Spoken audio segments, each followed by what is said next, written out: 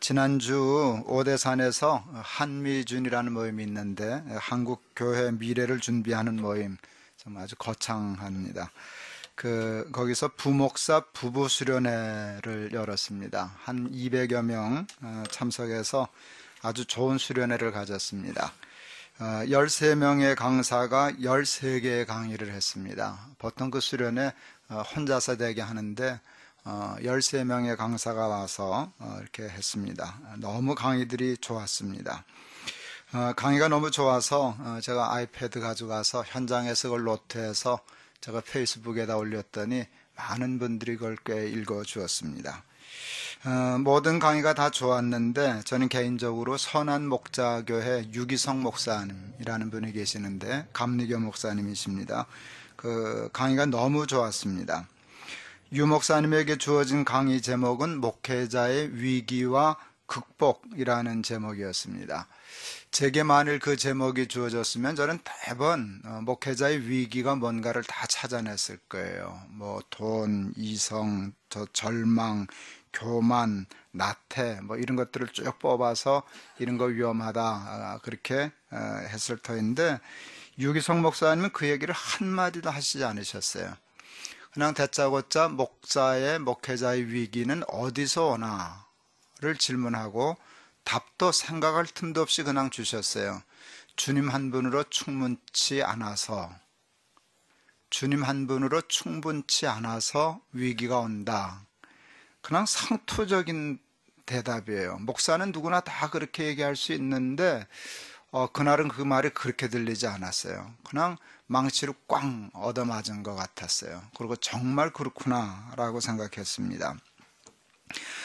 제가 그 강의가 시작된 지 10분도 안 돼서 그 말이 나와서 제가 거기다 이렇게 노트하다 적었어요.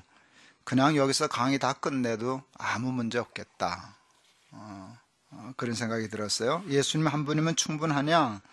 위기는 예수님 한 분으로는 충분해 하지 못하는 데서부터 온다 하는 그 유 목사님의 말씀이 그렇게 마음에 와 닿았어요. 막내 손녀딸이 국희인데 이제 14개월 정도 되옵니다. 얼마나 예쁜지는 아시겠죠? 14개월. 요즘은 그 아이 재롱에 이렇게 삽니다. 어느 날 거실에서 가족들이 귤 까먹고 있었어요. 텔레비전 보면서. 저희 그 손녀딸이 귤을 굉장히 좋아해요. 어제도 보니까 저 할머니가 껍질을 까서 주려고 이렇게 속껍질까지도 까서 주려고 하면 그걸 못 참아요. 빨리 내놓으라고 이제 그래요. 그만큼 귤을 좋아해요. 근데 그냥 제가 할아버지 하고 입을 벌리니까 그걸 쏙 입에 넣어줘요. 되게 재밌어서 그냥 계속 해야 됐어요. 할 때마다 주는 거예요. 근데 제가 텔레비전을 보다가 애 손에 귤이 다 떨어졌다는 걸 못 봤어요. 그냥 할아버지 하니까 입에서 꺼내줬어요. 자기 입속에 들어가 있던 걸 꺼내서 넣어주더라고요. 얼마나 웃었는지 모릅니다. 얼마나 행복했는지 모릅니다. 귤을 좋아하면 무엇이든지 좋아하면 갖고 싶지 주고 싶지 않습니다. 그건 아이나 어른이나 똑같을 것입니다. 근데 저희 손녀딸 국희는 자기 입에 있는 귤까지 제가 달라니까 입에 넣어주었습니다. 좋아하는 건데 조금도 아까워하지 않고 욕심 부리지 않고 머뭇거리지도 않고 입에 있는 것까지 빼서 넣어주었습니다. 왜 그랬을까를 생각해 보았습니다. 엉뚱하게도 저는 그것을 믿음이라고 풀었습니다. 저희 국회에게는 믿음이 있었습니다. 무슨 믿음인 줄 아세요? 할아버지가 또 줄 거야. 그 아이는 귤은 늘 있는 것이라고 생각해요. 부족함이 없으니까 늘 주는 거니까 달라면 그냥 줘도 된다고 생각했습니다. 저는 그게 믿음이라고 생각했어요. 할아버지가 있고 할아버지는 언제나 내가 필요할 때마다 주니까 아낄 거 없어. 그냥 줘도 돼. 그게 무의식 속에 있는 행동이라고 생각했습니다. 다윗은 오늘 우리가 너무나 잘 알고 또 좋아하는 시편 23편에서 이렇게 표현합니다. 여호와는 나의 목자시니 내게 부족함이 없으리로다. 부족함이 없다고 그렇게 고백했습니다. 여러분, 그게 믿음입니다. 하나님이 목자시기 때문에 부족함이 없어. 하나님은 늘 귤 주셔. 이게 부족함이 없다는 거, 이게 여러분 믿음입니다.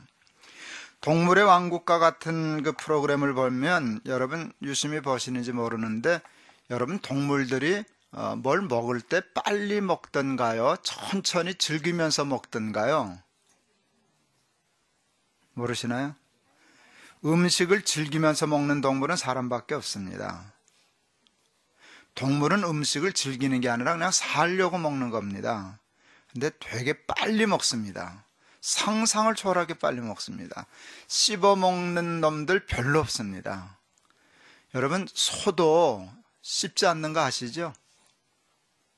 그냥 뭉텅뭉텅 펴서 삼키고 나중에 한가할 때 꺼내가지고 되새김질 하지 않습니까? 그 이유가 뭘까요? 불안하기 때문입니다. 자기 먹이를 노리는 놈들이 많기 때문에 보이면 우선 먹어야 됩니다. 그래서 그냥 덩성덩성 뜯어서 생키기 바쁘지 먹지 않습니다. 씹지 않습니다.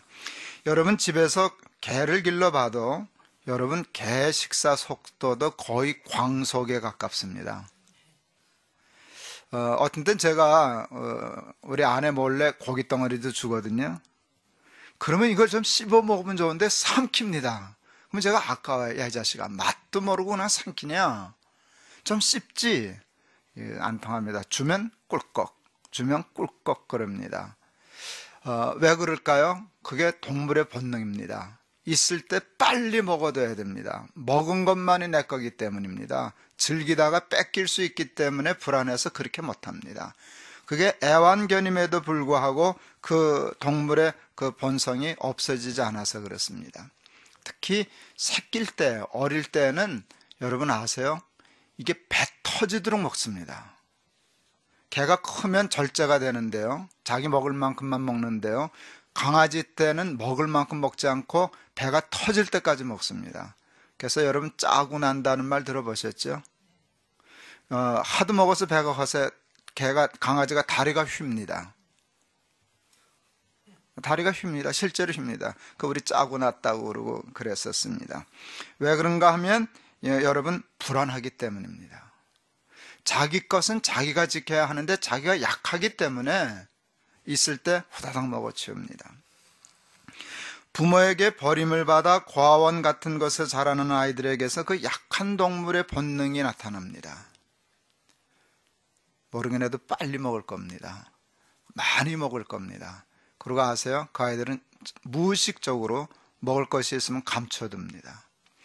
후배 목사님 중에 아이를 입양한 목사님이 계십니다. 자기 아이도 있는데 아이를 입양했습니다. 아이가 아주 어렸을 때 돌되기 전에 100일 좀 지나서 아마 데려왔을 겁니다.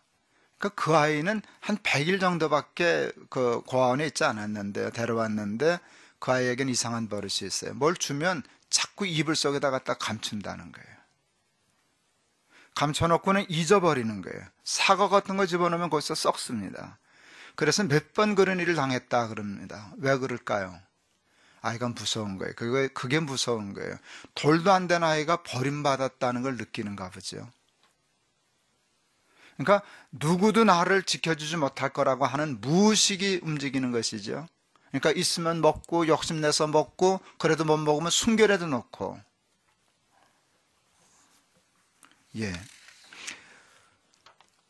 이것이 불안이고요. 믿을 것이 없으면 불안해지고요. 불안해지면 욕심을 부릴 수밖에 없고요. 욕심을 부리면 그 다음에 죄 짓게 되고요. 이 세상이 다 망가지게 되는 것입니다. 저희 국희는 무의식 속에 믿음이 있었습니다. 그 믿음이 어디서 왔는가? 태어나면서부터 온 가족으로부터 감당 못할 사랑을 받았습니다. 아마 주체 못할 사랑을 받죠. 배고플 사이 없습니다. 배고프기 전에 엄마가 젖을 줍니다. 기저귀가 젖어 울면 기저귀 갈아줍니다. 하루 종일 자기만 바라보고 놀아줍니다. 안아줍니다. 웃어줍니다. 별것 아닌 일에도 온 가족이 환호하며 박수합니다. 얘는 지금 스타인 줄 알 거예요. 온 가족이 자기만 바라보고 있으니까. 그걸 아이가 충분히 느낍니다. 그러면서 생기는 게 뭔지 아세요? 아, 세상은 참 따뜻하다. 세상 참 좋구나. 세상은 참 믿을만 하구나. 믿음이 생깁니다. 그래서 생기는 것을 베이직 트러스트라고 그럽니다. 이게 여러분 교육할 때 가장 중요한 배움입니다. 태어나서 아이들에게 제일 먼저 형성돼야 하는 것이 믿음이라고 얘기합니다. 근데 그 믿음은 충분한 사랑을 통해서만 생깁니다. 사랑받지 못하고 버림받으면 믿음이 안 생깁니다. 빨리 먹는 건 믿음이 아닙니다. 많이 먹는 것도 믿음이 아닙니다. 갖다 숨겨놓고 쌓아놓는 것도 믿음이 아닙니다. 누구도 나 챙기지 못해. 부모도 나를 버렸는데 나는 내가 챙겨야 돼. 이게 동물들, 약한 동물들, 또 버림받은 상처 있는 사람들의 특징입니다. 여러분, 충분한 사랑이 아이를 건강하게 하고 건강한 아이가 세상을 건강하게 합니다. 그 건강함 때문에 자기가 그렇게 좋아하는 것인데도 할아버지가 달랄 때 아무런 문제 없이 고민 없이 그냥 주는 것입니다. 자기 충분히 받았으니까 주는 것에 대한 문제가 없습니다. 목회를 하는 우리 목회자들도 여러분 목회를 욕심으로 하는 경우가 참 많습니다. 목회를 욕심으로 하게 되면 반드시 위기를 맞게 됩니다. 유기성 목사님은 그 목회의 위기가 욕심 때문에 오는데 그 욕심은 하나님 한 분으로 충분치 않기 때문이라고 그냥 딱 잘라 말했습니다. 하나님 한 분이면 충분해? 충분치 않으니까 뭐 자꾸 욕심 부리지. 교인들 욕심내고 교회가 커야 되고 성공해야 된다고 생각하고 그러지. 그러는 것입니다. 하나님을 믿지 못하니 충분치 못하니 자꾸 욕심을 부릴 수밖에 없습니다. 옆에 교회야 죽든 말든 표현이 좀 지나쳤습니다. 버스까지 동원해서 교인들을 자기 교회로만 실어 나릅니다. 그래서 교인들이 늘어나면 또 땅 사고 예배당 지어야 합니다. 그리고 새로 지은 큰 예배당을 채우기 위하여 또 교인 욕심을 부립니다. 마치 재벌이 채신머리 없이 골목 상권까지 넘보며 들어오는 것과 별로 다를 바 없습니다. 여러분, 사자는 절대로 자기가 먹을 만큼 외에는 사냥하지 않습니다. 그래서 약한 동물이 살아남을 수 있습니다. 그래서 실제로 약한 동물들이 살아남습니다. 약한 동물이 살아남기 때문에 사자 자기도 산다는 걸 사자는 아는 것 같습니다. 근데 우리는 그걸 모릅니다. 우리는 욕심에 사로잡혀 있기 때문에 배부른데도 잡아먹습니다. 그래서 약한 동물이 살아남지를 못합니다. 약한 사람들이 자꾸 죽습니다. 부익부, 빈익빈이 심각해집니다. 여러분, 빈익빈이 돼서 자꾸 무너지면 나중에 부자 죽는다는 사실을 부자는 잘 모릅니다. 여러분, 중소기업과 여러분 소영세 기업들이 건강해야 대기업도 결과적으로 좋다는 것은 상식입니다. 근데 그거 욕심에 사무치면 잘 모릅니다. 교회도 마찬가지입니다. 불과 몇 년 전에 여러분 한국교회 1200만 성도 그렇게 얘기했었습니다. 요즘 여러분 목사들이 설교할 때 몇만 성도 얘기하는 거 들어보신 적 있으십니까? 요즘은 그 말이 싹 들어갔습니다. 이유가 뭔지 아십니까? 부끄럽게 줄었기 때문입니다. 여러분, 지금 한국의 성도가 몇 명이나 될 것 같습니까? 전에는 1000만 성도, 조금 뻥튀기지만 1200만 성도 그렇게 얘기했었는데 지금 실제 몇만 성도쯤 될까요? 맞춰보세요. 지금 몇만쯤 될까요? 지금 650만 봅니다. 근데 그것도 제대로 될지는 잘 모르겠습니다. 불과 10여 년 사이 10년도 되기 전에 10년 만에 그냥 절반이 뭉터 없어졌습니다. 이건 보통 큰 위기가 아닙니다. 그런데 여러분, 문제는 뭔지 아세요? 교회가 이렇게 심각하게 무너져 내리는데 큰 교회 목회자, 저 같은 목사는 그걸 모른다는 것입니다. 설마 그렇게 합니다. 왜 그럴까요?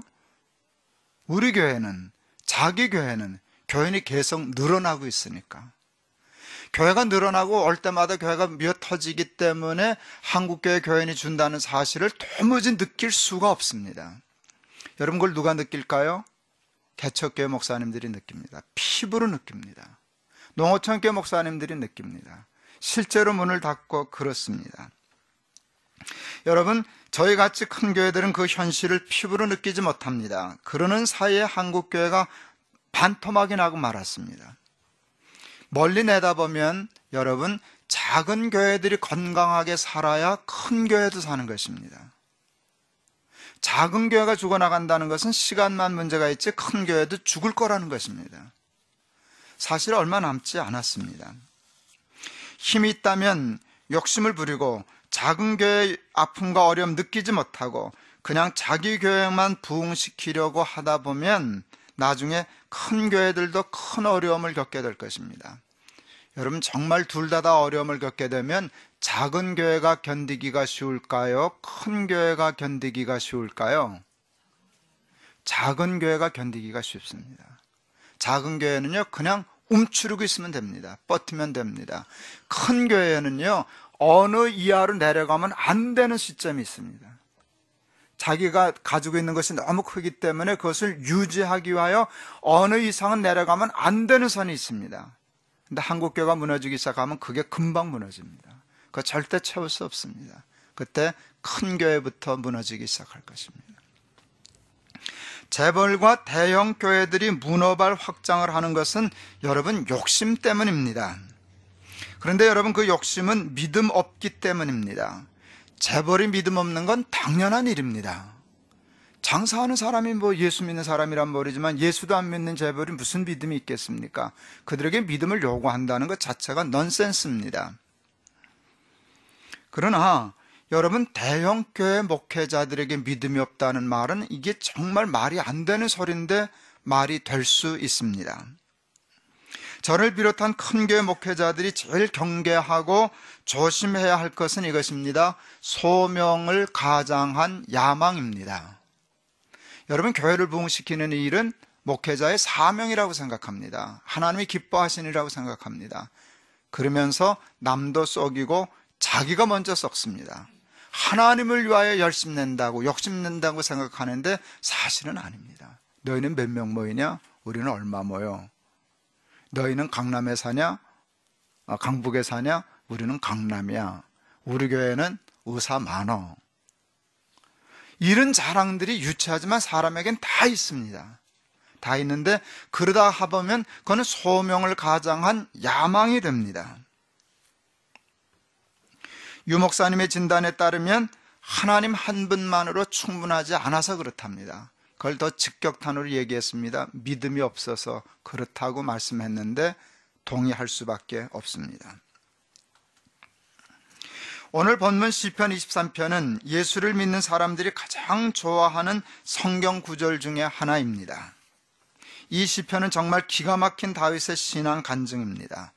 다윗은 한마디로 부족함이 없는 삶을 살았습니다. 다윗의 시편 23편은 부족함이 없으리로다로 시작해서 나의 잔이 넘치나이다로 끝납니다. 이렇게 얘기하면 우리는 얘기할 거예요. 왕이었으니까. 다윗 왕이었잖아. 다윗 부자였잖아. 그러니까 부족한 게 없었겠지 뭐. 그러니까 늘 넘쳤겠지. 여러분, 그렇게 생각하면 그건 아닙니다. 여러분, 다윗보다 더 부자였던 왕이 하나 있는데요. 그 아들인데요. 누군가요? 솔로몬. 솔로몬도 부족함이 없으려다 그랬죠. 나의 잔이 넘치나이다 그랬죠. 아니요, 솔로몬은 이렇게 썼어요. 다윗보다 훨씬 더 부자였고 그랬음에도 불구하고, 정말 왕이었는데도 불구하고 헛되고 헛되고 헛되고 헛되니 모든 것이 헛되도다라고 썼어요. 그러니까 다윗이 여러분 부족함이 없어 늘 넘쳐는 왕이었기 때문이 아니에요. 왕이었지만 왕이었기 때문에 그렇게 쓴 게 아니라는 걸 우리가 알아요. 돈이 많았지만 많았기 때문에 그렇게 쓴 게 아니에요. 여러분, 시편 23편에서 가장 중요한 구절이 1절이에요. 여호와는 나의 목자시니. 그것밖에 없어요. 내가 왕이지 않냐, 나 부자잖아, 나 돈 좀 있잖아, 나 좀 출세했잖아, 그랬더니 살만하더라 하고 아무 상관없어요. 여호와가 나의 목자시니, 하나님으로 목자 삼았더니 충분하더라, 충분하더라, 부족함이 없더라, 넘치더라 라고 하는 것입니다. 다윗의 시편 23편은 한마디로 자기는 주님 한 분만으로 만족하다는 것이고 하나님 한 분이면 충분해 하는 고백입니다. 어제 저는 아주 특별한 결혼식을 주례했습니다. 제가 여러분 32살부터 주례했습니다. 제가 첫 번 결혼 주례한 신랑이 31살이었습니다. 근데 그 신랑이 머리가 조금 벗겨졌어요. 31살인데. 그러니까 지가 목사 같고 내가 신랑 같았습니다. 아직도 잊혀지지 않는데 그 어린이 대공원 후문 쪽에 지금도 있는 아주 큰 예식장인데 처음 생겨났을 때요. 거기 예식하러 갔더니 하객들이 날 보고 웃는 거예요. 주례한다고 내가 들어오니까. 그래서 제가 큰 소리 쳤죠. 웃지 말라고. 내가 나이 많은 사람 장례도 집례하는 목사라고. 이제 그리고 결혼 주례했던 기억이 납니다. 저희는 또 교회가 늘 청년들이 많아서 전 매주 주례합니다. 거의 매주 주례합니다. 어제는 2가정이나 주례했습니다. 아마 대한민국에서 주례 제일 많이 한 목사나 사람 중에 하나일 겁니다. 저보다 많이 한 사람 별로 많지 않을 겁니다. 그런데 어제 아주 특별한 결혼 주례를 했습니다. 작년에 제가 회갑을 했지 않습니까? 할 때 인도에 있는 메리완네스라고 하는 선교병원 후원하려고 했지 않습니까? 그래서 밥 안 준다, 밥 먹고 오시라, 꽃 안 받는다, 선물 안 받는다, 돈 들고 와라, 그러고 했던 거 있습니다. 그래서 그 메리완네스 병원 버스 하나 사주려고, 아이들 버스 하나 사주려고 했었는데, 그게 넘쳐가지고 엄청난 모금을 했었죠. 예. 이 청년들이 그것을 보고 자기 결혼식을 그렇게 하겠다고 했습니다. 그래서 어제 결혼식을요, 1시부터 7시까지 했습니다. 물론 예식은 제가 1시간만 했습니다. 저 나온 후에 1시에 했는데요, 2시 끝나고도 7시까지 잔치를 계속했어요. 그리고 그 결혼식의 이름을 착한 결혼식이라고 붙였어요. 아예 써붙였어요. 착한 결혼식. 그게 뭔가 하면 신랑 신부가 결혼 다 끝나고요, 손님 맞는 거예요. 그래도 거기는 밥은 주대요. 나보다 인심이 좋아가지고. 밥은 주면서 돈 받는 거예요. 축의금 7시까지 받는 거예요. 그래 놓고는 우리 열매나는 재단, 아름다운 재단, 또 무슨 환경 NGO 이렇게 셋의 데스크를 놓고 자기가 주고 싶은 데 갖다 거기다 주라는 거예요. 그게 그 결혼식이었어요. 야, 이게 참 훌륭하다라고 생각했어요. 높은 뜻 순육의 초창기 때 청년 하나가 결혼을 했습니다. 신혼여행을 다일 공동체로 갔습니다. 일주일을. 그러니까 회사에서 일주일 휴가를 받아가지고 신혼여행을 어디 신혼여행지로 가지 않고 잠은 자기 집에서 자고 일주일 내내 다일 공동체 출근했습니다. 그리고 그때 밥 한 끼, 점심 한 끼 대접하는 비용이 150만 원 정도 됐습니다. 그걸 일주일치를 자기들이 다 냈습니다. 돈만 낸 게 아니라 가서 식사 준비하고 배식하고 설거지 다 하고 그러고 오는 일을 일주일 동안 신혼여행으로 했습니다. 이게 신문에 나가지고요, 텔레비전 신문에 나가지고요, 다일 공동체는 가끔 그렇게 정신 나간 애들이 온다고, 신혼여행을 하러 오는 아이들이 있다고 하는 우리 최일도 목사님 얘기를 들었습니다. 이 아이가 결혼해서 아들을 낳았습니다. 돌이 됐을 때 돌잔치 안 하고 돌잔치를 또 다일 공동체로 가더라고요. 그래서 거기서 또 밥해서 대접하고 그걸로 돌을 했어요. 여러분, 제가 가르치는 청년들이 그렇게 하는데 내 손녀딸을 돌잔치 하기가 참 힘들더라고요. 그래서 우리 큰 손녀 미니 돌잔치를 그 아이 본받아서, 우리 청년 본받아서 다일 공동체에서 똑같이 그렇게 했습니다. 우리 큰아들 밥 해주다가 손 뒤어가지고 화상도 있고 뭐 그랬던 기억이 있습니다.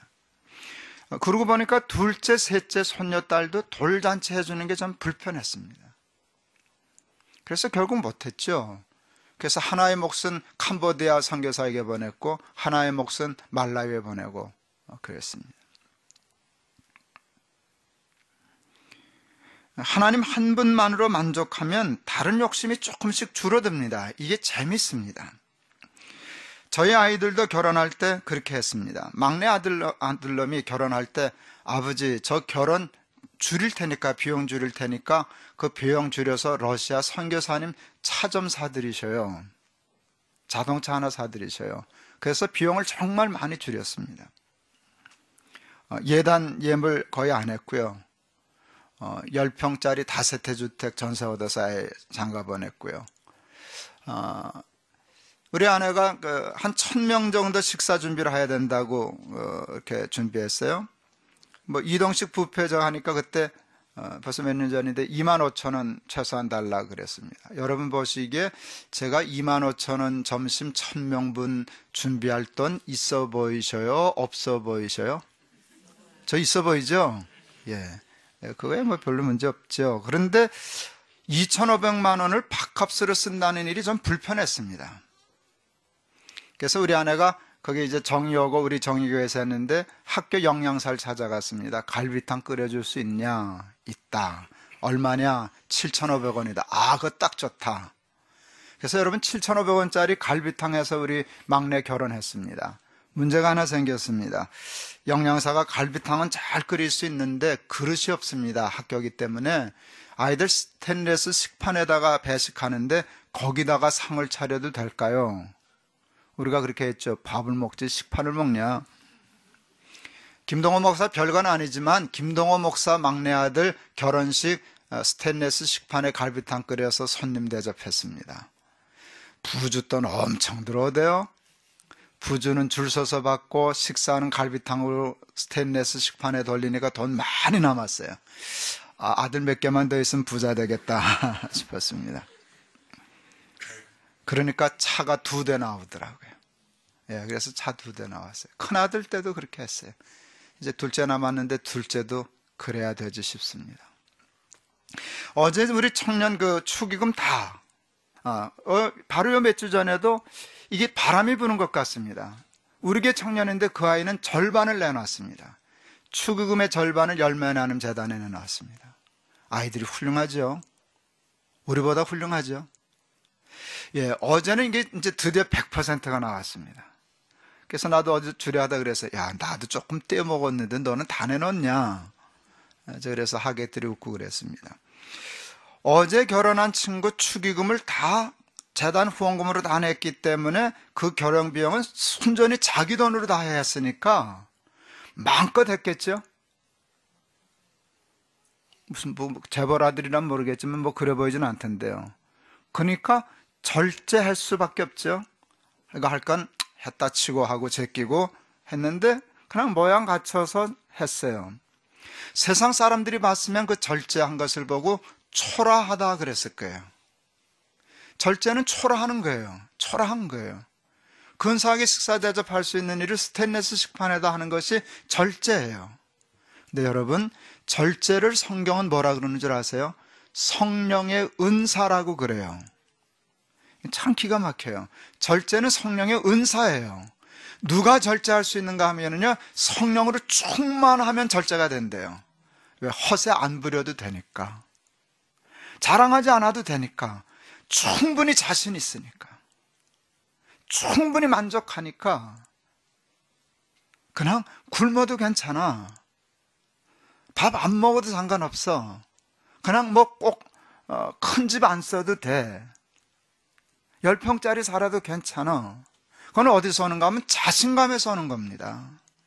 허세가 없습니다. 그게 절제입니다. 성경은 성령의 은사라고 얘기하는데, 예, 절제는 성령의 은사입니다. 하나님 한 분으로 충분하면은요, 절제가 가능해집니다. 근데 우리가 이제 소득이 높아졌기 때문에요, 이것저것 줄이면 돈이 많아집니다. 특히 한국 돈 아끼면은요, 아프리카 큰 돈 됩니다. 우리 청년 또 하나. 그것도 우리 장로님 아들인데 결혼 주례했어요. 말라위에서 가서 7,000명 마을잔치 하는데 300만 원이니까 7,000명 소잡아 대접했다 하는 말을 듣고 이 아이가 결혼 1주년 때 300만 원 가져왔어요.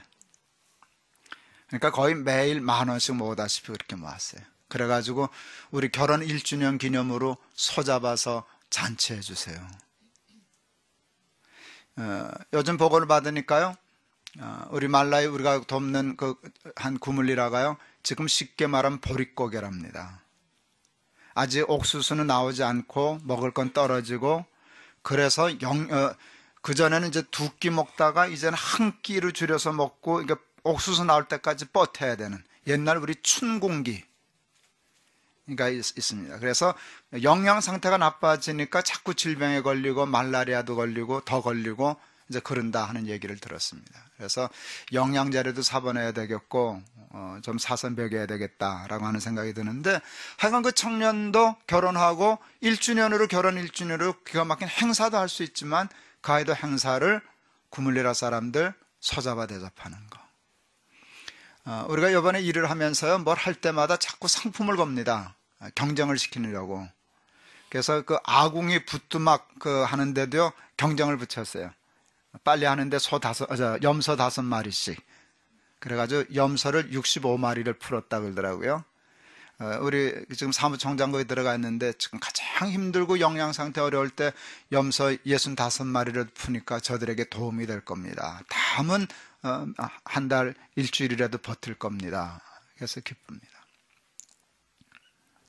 하나님이 믿어지면 모든 일이 끝납니다.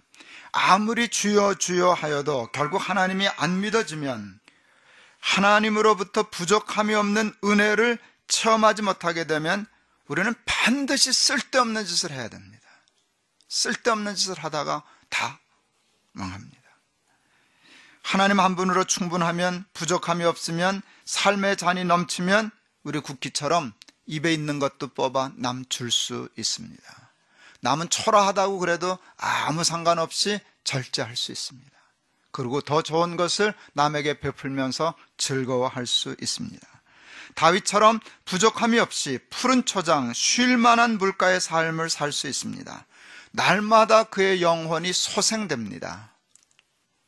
이거 여러분 생각하면 축복입니다. 다윗이 이렇게 고백했어요. 내 영혼을 소생시키시고, 영혼이 자꾸 깔아앉는 게 아니라 날마다 새로워져요. 하나님과의 대화가 깊어져요.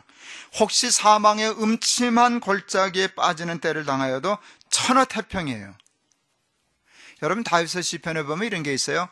천만인이 둘러치려 하여도 나는 오히려 안연하리로다. 내가 누워 자고 깨었으니 여호와께서 나를 붙드심이로다. 이거 끝내줘요.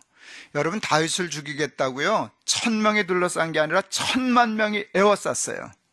근데 다윗 졸립다고 잤어요. 사람들이 기가 막혔습니다. 정신이 있냐?